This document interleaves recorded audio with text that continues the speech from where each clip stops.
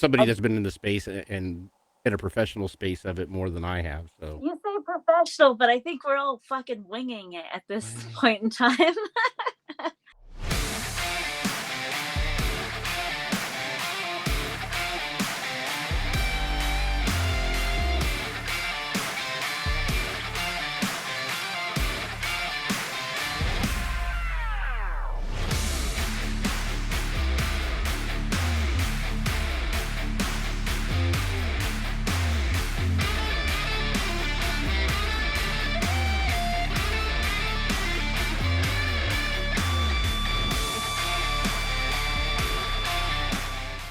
tell me a little bit. Who is Pixie? So Pixie is my stage performer name, my superhero name, basically. I'm an adult entertainer, uh, spicy, and I decided that I was going to start a podcast telling people my side of the story. And I got a co-host who happens to be another retired male adult entertainer, and we just kind of got together. We've been having this awesome podcast for 2 years, and then along the way I started helping out other podcasters. I started like getting a motley crew of people together that wanted to share information with each other. And some people come to my page for my spicy fun content. Some people come to my page for like the positivity aspect. And some people come to my page just to, hey, I need a connection. I know somebody. Pixie's the kind of person.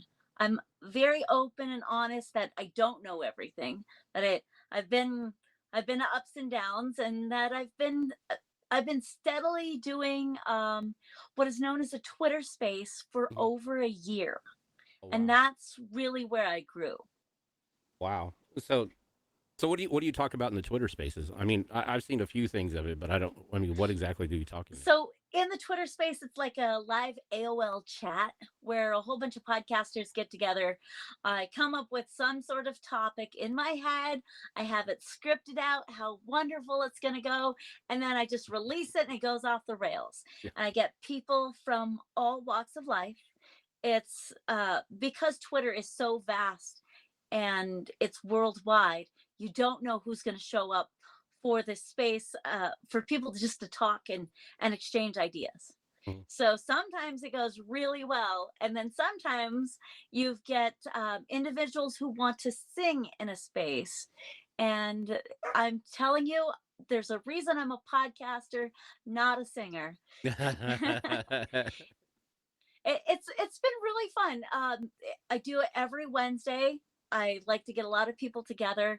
I like to get people's opinions that have done things that I haven't done, and I can basically pick their brains and get the good stuff that's really what's helping people, and get some stories from them that says, "Hey, this didn't work and this is why."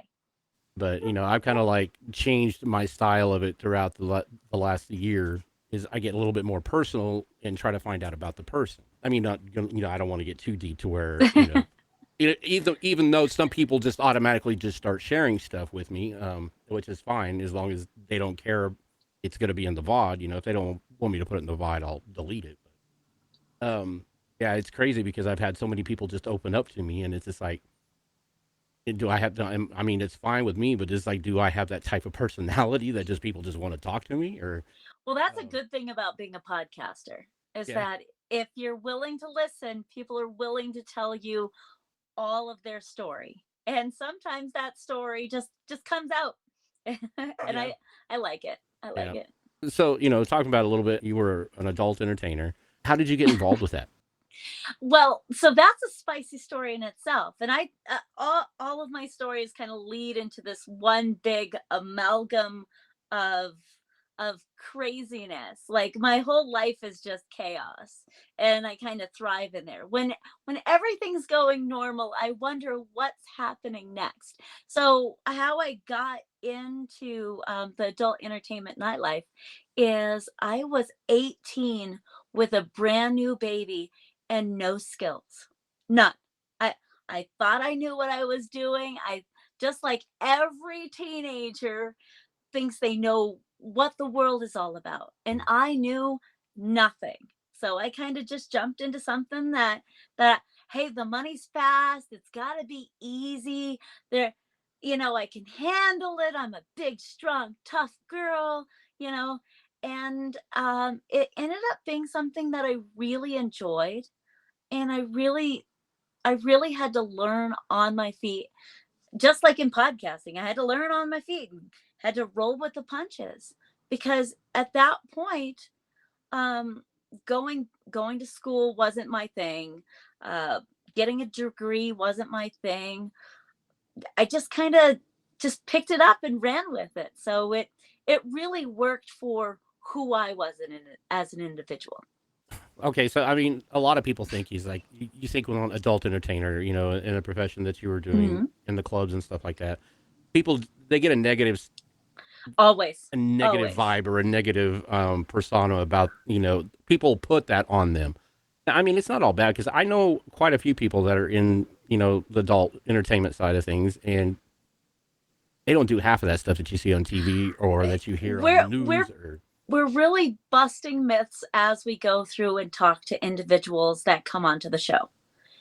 All of our guests that come on have either been in the industry, or, well, they've been in the industry. That there's no, we don't bring anybody who, except for one person, we don't bring anybody who has not accepted money in their mm, G-string, yeah, yeah, hey, uh, and I think it's sort of behind the scenes curtains of real people and what they're doing, because I've never done hard drugs.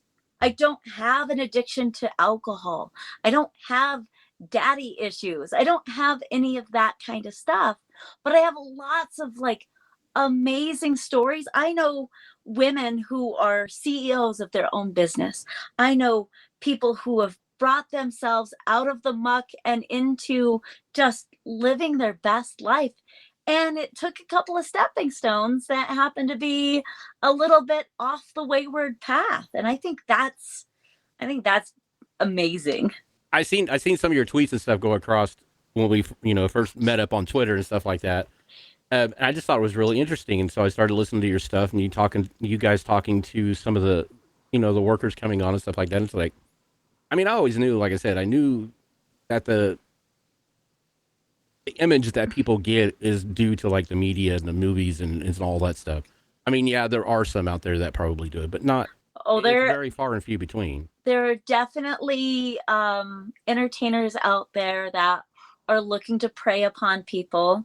There are definitely entertainers that all they want is that next fix. Mhm. They're out there, but we're trying to showcase not just the best of us, but the real stories that each of these individuals have. Yeah. And there's so many of them, so many of just they just got story after story of just amazing things that they've done, where they're going next, what they want to do. Not everything is uh rainbows and sunshine. We've had a couple on there that were, uh, I'm pretty sure, one of them, she was definitely she was definitely on some spice. Mm, gotcha. And it wasn't for us to judge, it was for us to bring out that story and let people know what, this could happen. Yeah, I've never had that kind of image in my head. That's what they do. Yeah. I know what you see on TVs or in Hollywood and all that is fake and for the viewers, but do they all like have similar stories how they got started? No, no. It's some people they just decided that they were going to do it. Some people were forced out of their house. Some people, they thought that they could do it and then they couldn't do it. Eh, no one has the same origin story. No one strippers are such wild individuals that it takes a certain amount of like, I kind of relate it. This is going to sound weird. It's kind of like comedy and being a police officer at the same time. You get up on Well, stage, you got to talk to people, you got to be a good negotiator with all of these people around you in a way that is mutually beneficial for both parties. And sometimes things go wrong, Oh, I can really imagine. wrong. Did you hear the episode where I got hit with a chair in the strip club? Yeah, I started actually just started listening to that one the other day, and I was like, wow. I mean, personally, I've only been to a strip club once, and I'm not lying. I've only been one time. Um, and the entertainer that I was was talking to and stuff like that, we literally while she was performing and stuff like we were talking. And it was a Yeah. legitimate talk. I think she thought I was weird because all I wanted to do was talk. Uh, but I just wanted I wanted to find out. I mean, I'm nosy about that. I like to know why people do what they do and how they do it. But um, so yeah, it was really enlightening, and it, like I said, it that moment right there, totally wiped everything that I've ever seen, growing up on TVs and stuff about any type of worker, Oh yeah. because I mean, like I said, there are some, but I think they're far and few between. I think everybody has legitimate reasons why they do it, and um, it's what you were talking about on one of your podcasts about breaking out of the niche. You Well, know, it's okay. Like, yeah, breaking out of your niche, breaking out of like what you do on a daily basis, it it makes you stronger. It There's nothing more. This is going to sound so weird because everybody's all like, well, why would you do it? Why would you strap on a pair of heels and a skimpy little thong and get up on stage? Because nobody else can hurt you if you use those insecurities for yourself. My body is my armor. And that I'm not afraid of public speaking. I can control a group, an unruly group of 35 individuals just by who I am, how I conduct myself, and even in real life. Like Pixie is a persona, but like me, realistically, I can step into that and use that to really project myself into the world. There's so much benefits to being a strong individual that a lot of people don't get to see or experience. Most people, oh, there's a lot of people that are afraid of that, that that nightmare where you get up on stage and you're speaking in front of no. a whole crowd of people and then you look down and you're in your underwear. That's my comfort zone. I got this all day. Yeah, that's probably like reversed. It's like, okay, it's like, all right, we can do this. Hmm. Hmm. And I've had a lot of things happen to me over the span of 24 years now. So Wow. it's been kind of crazy of the ups and downs. It's not all sunshines and rainbows. I've been through quite the journey, and I don't think it's over. No. No. So I think I'm starting to mellow out as an individual. My nightlife now, I basically only work one night a week.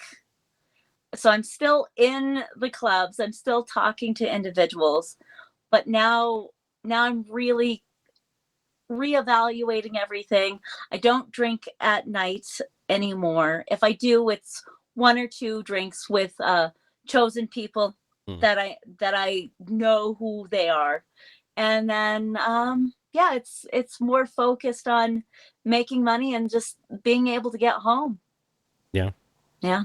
I mean, like I said, it's a career path. It's a job. I mean, It's not an easy career path, and I would not suggest it for anyone thinking that it's going to be you're just going to make lots of money. I do not suggest it.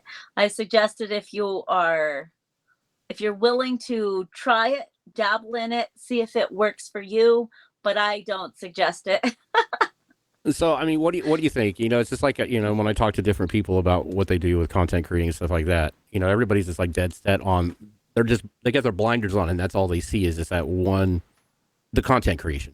Yeah. So I mean, because doing entertainment like that, there can lead you into a whole different realm of possibilities other than the adult side of it. Oh yeah. Oh yeah, you could become a public speaker. You could have your own podcast. You could do your own video vlogs. You could content create in such a way that has nothing to do with the spicy adult nightlife. It it does take it does take a certain amount of person that has that willingness to like trudge through and to really understand that you can create something that's from your own lens and let everybody see it. You can put Yeah. on the blinders and be super focused in your niche, or you can expand out. I say niche first and then expand out from there, because at least if you niche into something, you'll always have something to fall back on. It's like welding. If you Yeah. know how to weld, you can weld underwater. You you can weld on an oil rig. You can do all kinds of different things, but you have that core basis of the content creation, and you can put it all together. Yeah. Definitely. So you were talking about about some of the bad stuff that happens Oh in this, yeah. and we were talking about the chair.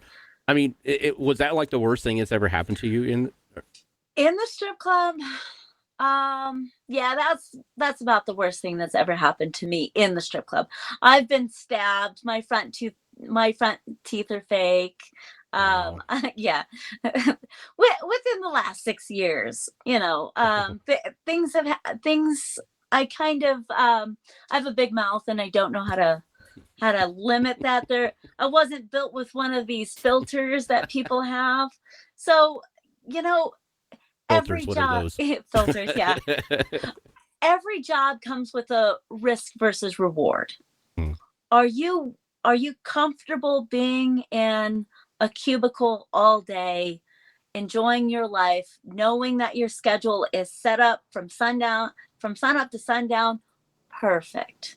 But if you're a little wild and a little bit more rambunctious, there's so much stuff you can go out and do that is just ridiculous.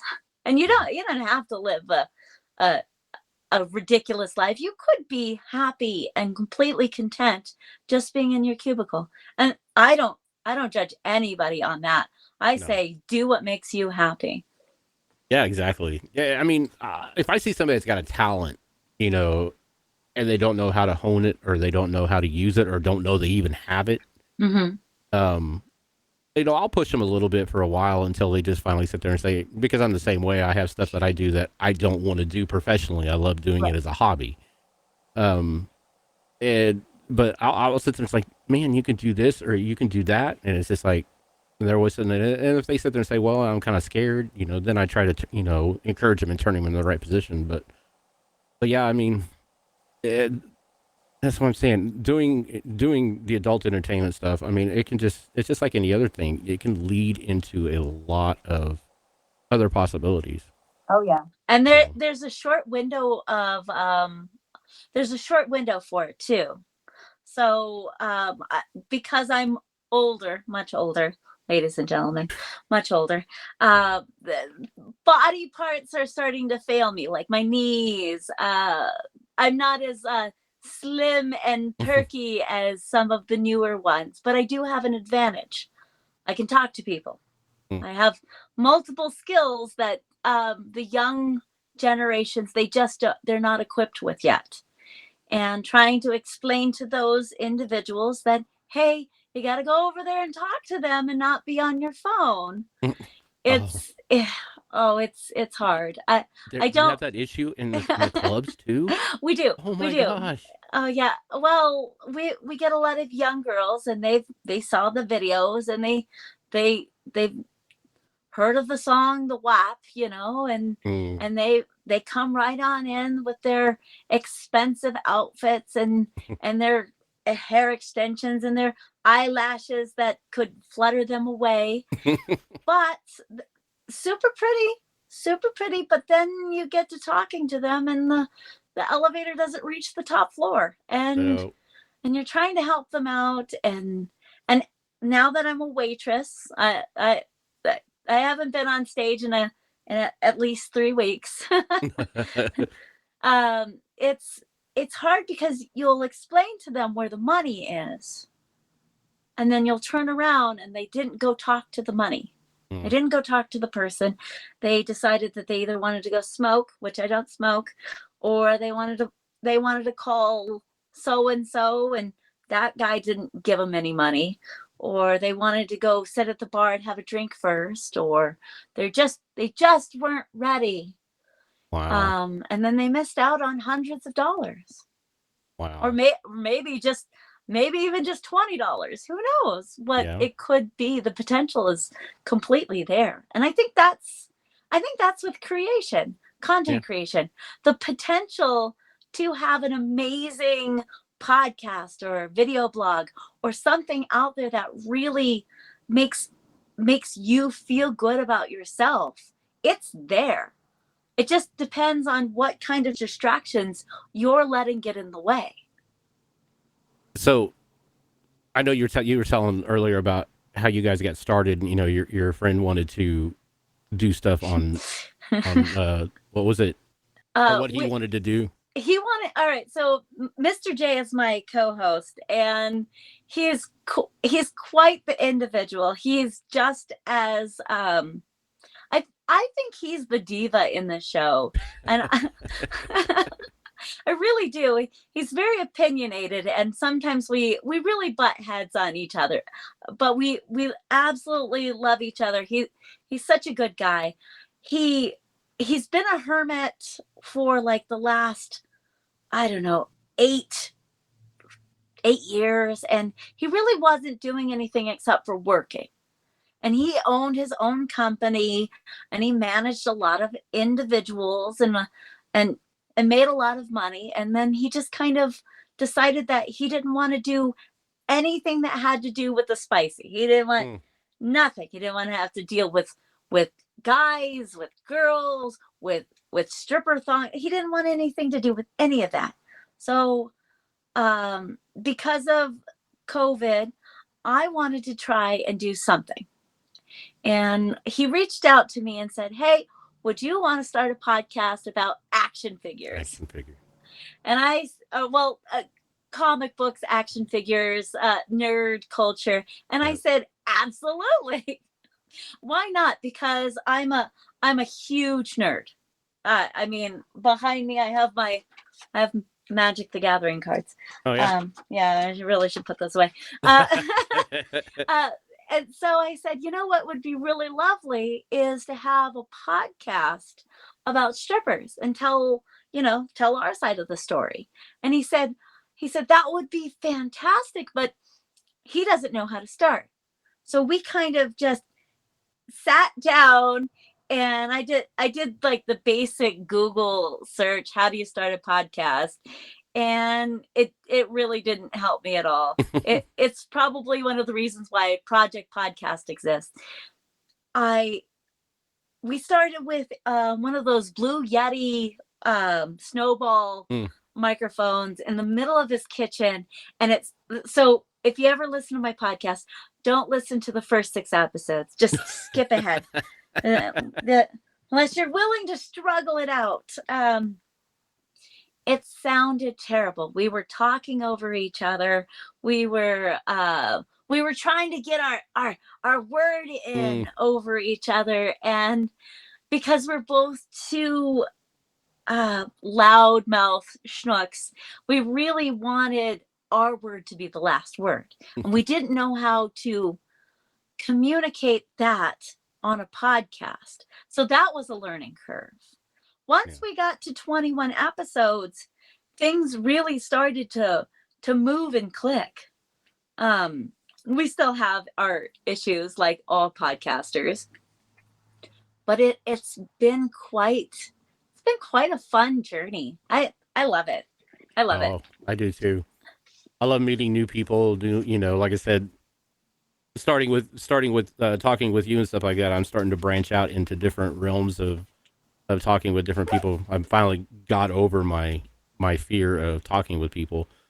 Um, Which is, you would think as a podcaster or a content creator that talking to people would be the easy part of the job, right? I know, right? But that shows personal growth on your part. it shows your willingness to branch out and not just keep those blinders, Yeah. because that's really what matters, is that you're enjoying what you're doing and you want to bring this content out to other people.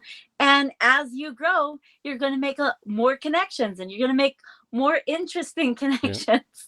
I have. I mean, it's already started. Like I said, I've gotten involved with. You posted something on your Twitter for a collab.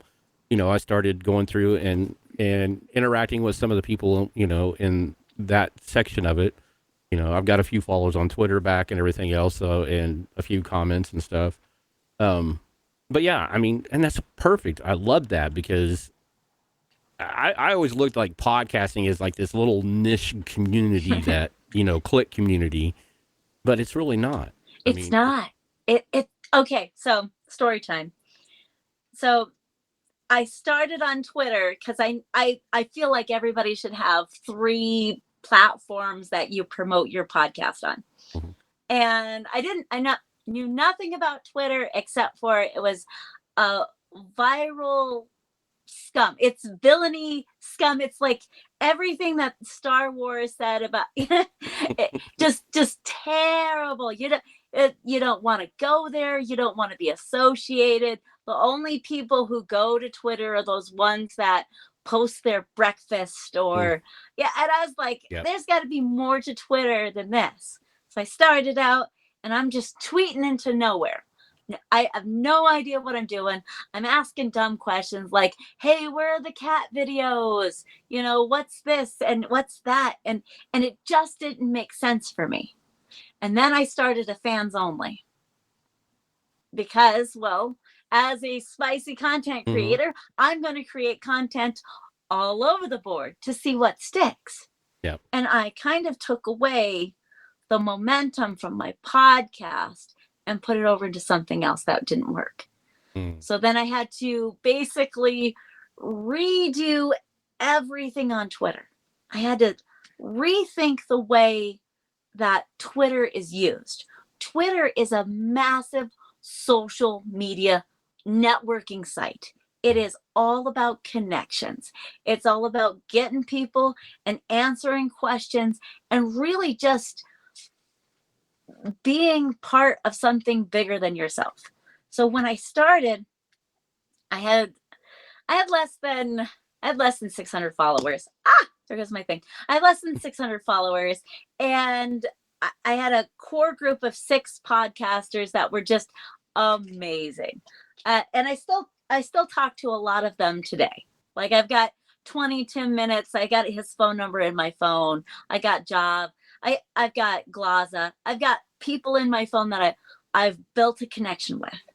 And once I did that, I could safely and comfortably tweet out things about my podcast and start connecting people in and outwards, and just be supportive. I didn't have to listen to everybody's podcast to be supportive. I didn't have to devote hours of my day tracking them when I could just share their stuff, congratulate them when they were doing really well. And if they weren't doing well, I could kick them in the butt and say, "Hey, what do you need help with?" Yep. And it built sort of a podcasting community. Twitter Spaces came on right as I was hitting 600 followers, and that was a little over a year ago. Oh wow. And the social chat rooms were it was the wild wild west. It was like podcasting in the beginning. You didn't know who was going to show up. You didn't know what was happening. You didn't know what somebody was going to say when they connected to you. And some of the best conversations have been on there. And I highly recommend it, especially if you want to get your chops wet, because they don't have to invest in your podcast to get to know you. Yeah. They just have to hear you and hear the dumb shit that comes out of your mouth and go, "Oh, I like this one. Oh, I don't like this one." I was kicked out of multiple rooms based upon my profile as a spicy podcaster. Really? Yeah, yeah. They didn't like what I was posting on my Oh. own page, and they kicked me out of the room. Wow. And so eventually I had to learn how to put up a banner, have a good image, set up my bio, and then I had to know other people. So I had to be in other people's rooms, Mhm. speak, answer questions, and then quickly get down. I had to kind of do this whole clubhouse, um, this culture of you ask a question, but you don't take up too much time, and and and as who you are, just make sure it's really short and brief. And I was like, well, that's not who I am. That that sounds dumb. Who wants to be in a room where you can't ask multiple questions and you can't have a conversation? Yeah. So I quickly learned there were rooms that I wasn't welcome in, and there were rooms that I was welcome in. Eventually, I gained notoriety by asking really good questions before I let them know who I was. Mm. I would sit, I would pay attention, and when they said, "Does anybody have any questions?" I hit that button real quick, and I prep my question. I'd get all nervous. I'd be ready. I'd be ready to be kicked out of the room as soon as I was done with my question. I'd come up. I'd say something that one of the other speakers spoke about. I'd ask a question, and then I would state who I was. And once I stated who I was, without giving them, like, I didn't need to give them 30 seconds of me. I only needed Mm. to give them like a sentence of who I was. Something real, real quick and to the point. Like, I'm an adult entertainer podcaster, and I would like to know this. And Okay. once you kind of like watered yourself down just enough, the other speakers that were on stage, they're listening to me. They're listening to like the question that I'm bringing up, because it's not just like, go look at my OnlyFans. I'm I'm bringing them some sort of value that they, those pompous pricks, could really like bite into. Mm. And once they bit into the bait, then they would ask me more questions. Mm. And once they could ask me more questions about the things that I was trying to do, well, then they became my friend. And once they became my friend, they could see more of the stuff. Sometimes that didn't work out as well. But after so many times of being in the same room with an individual, those people would be like, well, bring up Pixie, because she has a lot of interesting things to say. And I would just randomly get called up on stage. And then eventually I'm almost up to 20K followers just by Twitter Spaces. Wow. Just by having people Hmm. hear the ridiculousness that comes out of my mouth. That's all it is. Like I told you earlier, it's just like I have all these ideas. All of them. I even got them down on paper and what to do like solo stuff. And then when I go to do it, it's just like I'll have everything set up. I'll have this program set up to run my solo and record it. And then I'm sitting there and it's like it just like all goes phew. I have a whole list of like topics that I could speak about. I have multiple blog posts that have never been posted. I've got videos that's never been posted. I just kind of write things down, and I'm a squirrel. So Mm. certain things I store over here, and then certain things I put over here, and so certain things just get tweeted out in the moment. Yeah. And as long as you're letting yourself be creative, letting that process flow, it's okay if like $1 million idea slips away. It's okay. You'll come back to it. You'll remember it. You'll be like, why didn't I do this earlier? You didn't do it earlier because it wasn't the right time. That's all it was. And people ask me, it's like, well, how come you haven't done it yet? It's because I just don't feel, I don't feel in my bones and my heart that it needs to be done right at this moment. Right. You know. Well, Bram Stoker, he didn't write Dracula till he was 50. So Dracula never killed somebody Yeah. until later on in life. Just remember that. True. It doesn't have to be right now. Sometimes it takes a fire under your butt. Sometimes it takes not wanting to be in the same space that you've been for forever. Sometimes you're just ready for something new. Yeah. And I don't ever want anybody to be not reach out to me. I don't feel like I don't feel like I'm intimidating. So No. No. I mean, I'm not intimidating at all. I'm like 5 foot, red hair, um, feisty. I mean, feisty. Yeah. Yeah. No, it's not really. I don't know if. I mean, in my opinion, it's not really intimidating. It's just it, you can use because you. that word though. You can use the I can you. intimidate. Oh, okay. Okay. Yes, you're very intimidating. You are Yeah. intimidating in a way because of the fact that you've been in the space longer. You're in my eyes, you're more of a professional. Even though you don't think you are, but you are. Um, and because of the fact, because you have been in the space, you've been here, you know how to connect, you know how to do things that a lot of people have no clue. I mean, I've listened to a lot of podcasters out there that just got started, and they might run their podcast for like 4 or 5 episodes, and then they're just done because they can't get the traction they're wanting right away.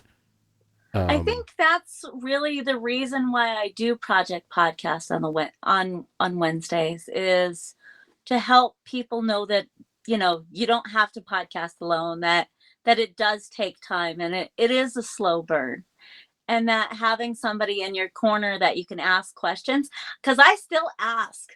I've got one friend, Eric from Cinematic Sound. He's got 25 years in radio, and all I do is ask him.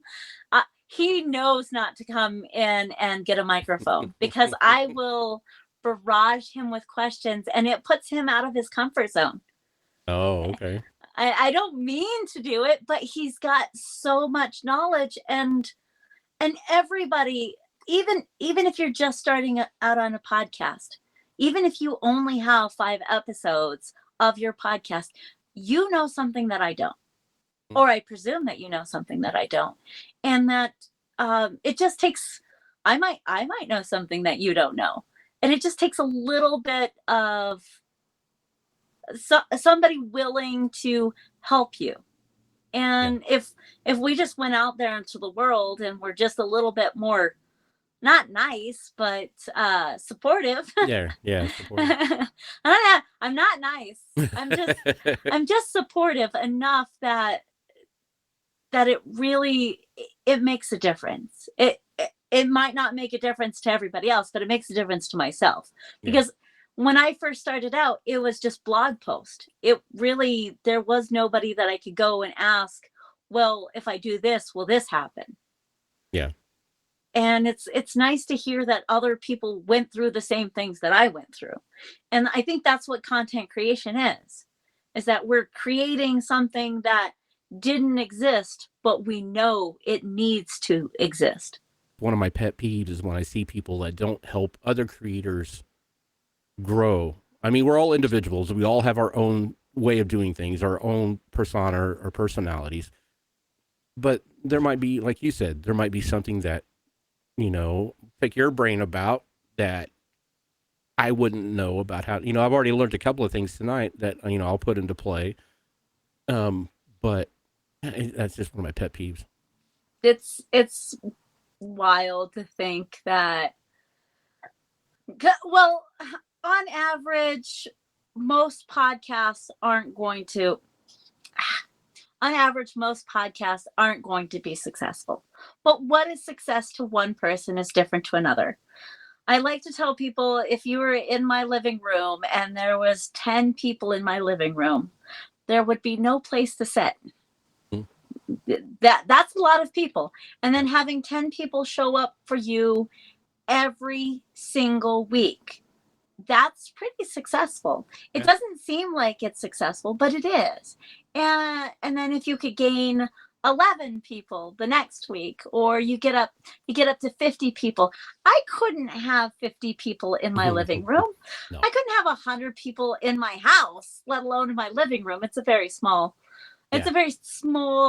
place to be. But I think we're so used to seeing celebrities and content creators that have built up over years, and, and we just think it's so easy because you'll see somebody climb to the ranks real quick. Mm-hmm.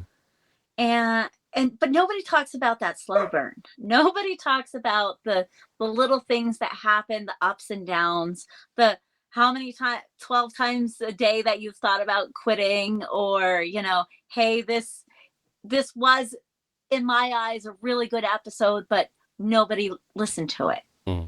And I feel like that could be a killer of a lot of content creators. Some people just, they're not tough enough. Yeah. And it sucks because you shouldn't have to be tough to be a content creator. You shouldn't have to know everything, and you shouldn't have to make money to enjoy it. There's a lot of things that we can do to help one another to really grow as content creators. And then there's also the bad side where I get once in a while, I get wild people who go, well, why are you such an authority on what you're doing? So that's also makes you kind of question, well, why am I an authority on what I'm doing? I don't think I'm an authority. I just really like helping people. Yeah. So I tell people I'm not a guru. No. Such a weird name. Yeah. I mean, it just depends. I mean, a guru means somebody that, helps people. So, I mean, and that's one of the things, I put in my,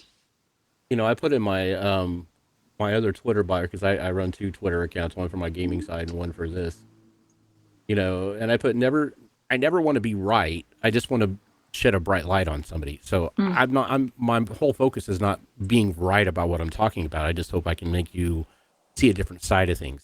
Right. Is what I always sit there and say. And then I get the same thing. It's just like, what makes you so special? It's like, probably because I've been around the world a little bit. Because this is my page and I get to do what I want on it. This is my house. My house. If you don't like the rules, you can leave, but come back. Yeah. When you decide that you want to be, you participate, you can come back. Right. Like we used to be told as kids, when you can participate, right, you can come back. Everybody wants to be invited to the game. Mm-hmm. Whether they show up or not, people want to still know that there is a place. And if there happens to be no place for you at that table, create your own. And that's what I had to do. There were a lot of podcasting spaces that were very tight-lipped about what was going on or who to help. And there's a lot of podcasting influencers that are out there that do their thing. And as a spicy content creator, I wanted to have my own space. I wanted to be able to not get kicked out of rooms, not not have the anxiety of putting my hands underneath my armpits just to make sure I was okay. Yeah. Because if you don't have your own space and you don't have your own podcast and you're not creating anything, your word's not getting out. So kick down the table, set up some chairs and a table, invite some people over and have fun with it. And if you can help people, no matter where they are in their journey, I think that's the best thing to do. Yeah. Almost definitely.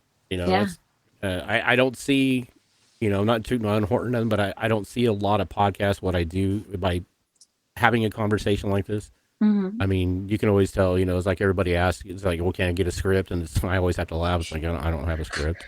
They're like, what? I'm always used to running off a script, and it's just like, no, we just wing it. We're not trying to have a script. We're trying to have a conversation. Yep. And usually by the end of, you could tell when they first come on the show, they're really, really nervous. And then probably about 20 minutes into it, they're like I said, they just start rambling on. Yeah. I'm sorry. No. I love it. I mean, you as a podcaster, it's easier for people to talk, for your guests to talk, if you can give them the questions and then they can run with it. I mean, it makes for a more informative podcast, in my opinion. It also makes for more interesting, like if you can dig into something that doesn't sound, most like book writers, they will Mhm. go through and they'll do 5 or 10 podcasts, and it's the same, like they've got all of their keynotes for their book written down, and it's scripted, it's so scripted, but it's not a conversation. Yeah.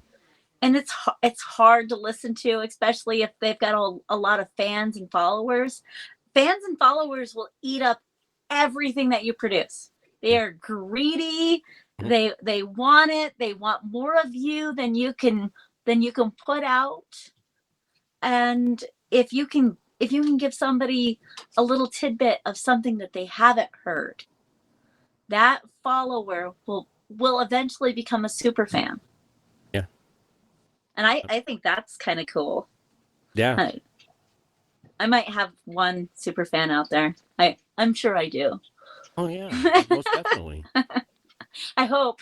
I mean, like I said, I'm a big fan. I mean, I don't know what you classify as a super fan, but I mean, I know I'm a big fan of the stuff you do. Oh, thank you. Um, that's why that's why I was really, excited to actually get you tied down enough to be able to do this. I'm kind of a wild person to get tied down.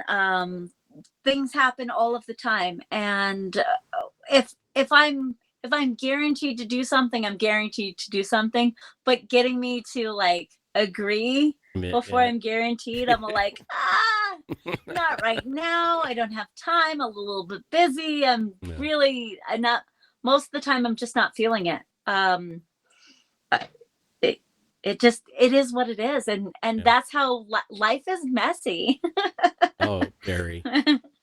Yeah, unless you do this full time, like some of the bigger podcasters or creators, to where they're able to just dedicate this day in and day out. I was doing that in the beginning. I thought that was the way to create, is to constantly be out there, constantly tweeting, constantly creating videos, constantly just finger on the pulse. But I created so much and I created so fast that I burnt myself out. Mm. Uh, Other factors happened, things in the background that happened, but I was really full steam ahead. The only person that could stop me was me at that time, and I definitely did a number on who I am as a podcaster. I feel like I'm a better podcaster, but now that I'm a better podcaster, the spark has kind of died. So I think Mm. I think that kind of sucks too. Like Yeah. there's such a small window. Yeah, it is. I've been taking, because I was like full force when I first started doing it. I was doing 4 to 5 interviews a Oh week. wow. And because everybody, I'd sent out a bunch of feelers and everybody responded. Oh, that's really It's like, nice. yeah, I know. It's like, okay, maybe this is what I need to do. I overwhelmed, Indulged. yeah, overindulged, overwhelmed myself, and I lost the flair for it for like, I don't know, probably 6 months. Hmm. I just came back and started doing one or two here, one or two there, enough to keep the channel still alive, with something on it. But yeah, it's a big thing. Burnout does happen. Oh, and it can Yeah. happen at any time, and for any reason. It could just be self-doubt. It Yeah. could be something as simple as you change careers. Things are moving in a different direction, and you just don't see yourself creating anymore. Yeah. I've got a full-time job now. I no longer do the spicy stuff at night, except for one night a week. I'm getting older. You know, things happen, and as long as you're enjoying what you're creating right now in the moment, that's really what matters. Yeah. So, what do you think about, with all the new generation coming up and everything else, and just kind of like a little tidbits and information for like anybody that was wanting to start a podcast? I mean, I with a new style of viewer, I always call them the new style of viewer or listener. the 9-second viewer, Yeah. the attention span. I always believe that my listeners are smarter than I give them credit. They really are. You just don't just put out content for content sake. Put out something you really enjoy. And when you put out something you enjoy, that it's the best quality that you can produce with the technology that you have, those people are going to really enjoy what you do. Yep. If you put out a half-ass project, well, you're going to get a half-ass listener. And sometimes that it's good in the beginning, but for long stable growth, it's going to be a sludge fest. You're going to have to put out, you're going to have to learn technology, you're going to have to Yeah. learn marketing, you're going to have to learn all of these different things that you didn't think you had to do, and you're going to probably have to learn it alone. Yep. And you're going to and you're probably going to mess dates. You're going to forget meetings, you're going to get tired. It's going to be hard, but it but if you can get your story out there, think of it as like the Odyssey for podcasters. Think about putting yourself into the best representation that you can for the long haul, even if your kids never listen to it, even if you can't get your parents to figure out how to download a podcast, do it for yourself. Do it because you love it. Do it because somebody needs to hear your side of the story.